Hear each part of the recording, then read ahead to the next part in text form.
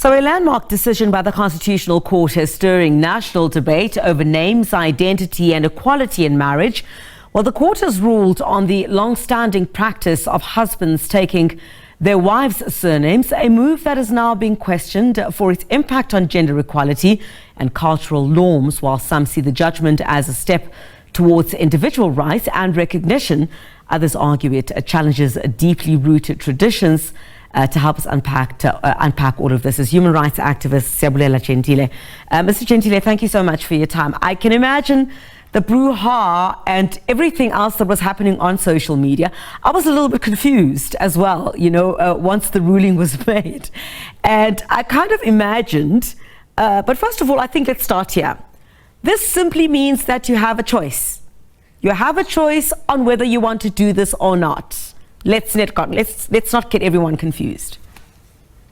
Of course. Good morning, Griselda, and to the viewers of SABC. Bottom line, at the crux of the issue on this ruling is around choice, right? And that is what we've been trying to communicate to the people of South Africa, that we live in a constitutional democracy. And I understand that because of our past and where we come from, we almost view every court ruling, every piece of legislation with suspicion that something has been taken away from us or something is going to replace what we know to be normal. And so that is why you would have seen in the past few days, this court judgment has divided public opinion. It is a very contentious issue. And I remember last time when I was on this platform talking about this, it didn't end well for me. I received a lot of insults that I was liberal and I was throwing away our African ways of doing things. But bottom line, this allows the people who want to take the surnames of their partners, the female partners or the women, to do so. It does not take away what we have been doing or what has been currently known as normal. And I think that is the message that we should be sending out to the public at this point. Yeah, that it does not make it compulsory for a man to take a woman's surname. That's essentially what it is.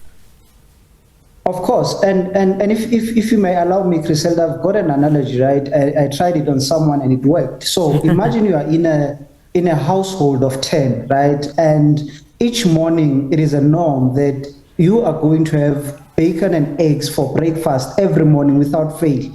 And one or two people wake up one morning and say, you know what, I've realized, or we've realized that we'd rather have cereal for breakfast and not eggs. And then they go to the chef and say to the chef, you know what, we need to have cereal just to diversify the menu. And the chef says, sure, from now on, we'll start having cereal in the menu, but we're not taking away the bacon and the eggs. And then, the people who've been eating the eggs and the cereal now start saying, no, but what about our eggs? We've been eating eggs all our lives. Our forefathers have been eating eggs. What about our chickens and all that? But what the chef is saying is that we are just diversifying the menu for people who've decided that they no longer want to eat eggs and bacon only. They want to have a cereal. And that's what it is really at a basic level.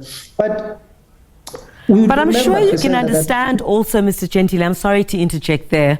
I'm sure you can also understand where some of the discontent may be coming from. In terms of tradition, it has always been that if I got married, I would take the surname of my husband. Well, in recent times, you would have seen double-barrel surnames. I'd probably keep my surname and have my husband's surname as well. So I think it's more fear of or lack of understanding of what the Constitutional Court is actually saying, and also maybe a fear of, how things can change and changed specifically for this couple who took this matter to the Con Court, who want things to be done the way that they want them to be done, and they're not forcing anybody else. Of course, and that is the point, exactly the point I was going to get to, Griselda, that change is fearful sometimes. And as I said this earlier, that we are always fearful that something has been taken away from us, because oftentimes it has been.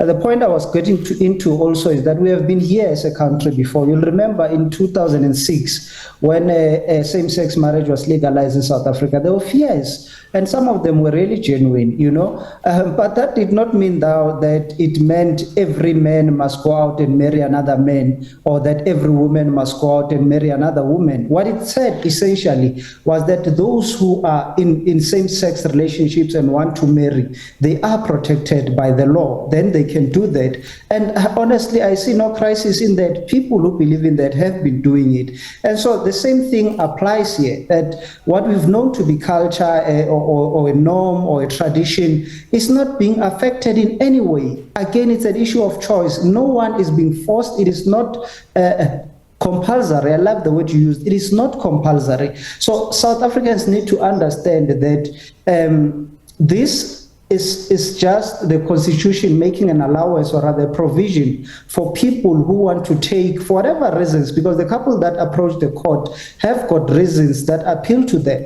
And so as a constitutional democracy, we need to understand that we're not going to always agree on things and stuff and legislations and constitutional amendments. However, as long as they don't impede on the human rights of others, or as long as they don't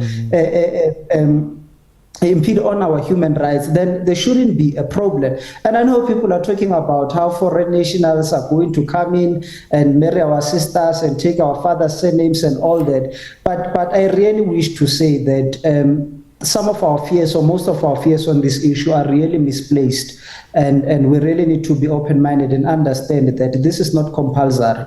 It was not designed for all of us. Personally, speaking to you as Siyabulela Jentile, I'm not going to change my surname. I'll never change my surname and take the surname of my wife. But there are people in the country who believe that that is the way for them to go, and they should be allowed, because when you speak about human rights, democracy, and constitution, it should be able to serve all of us fairly and equally.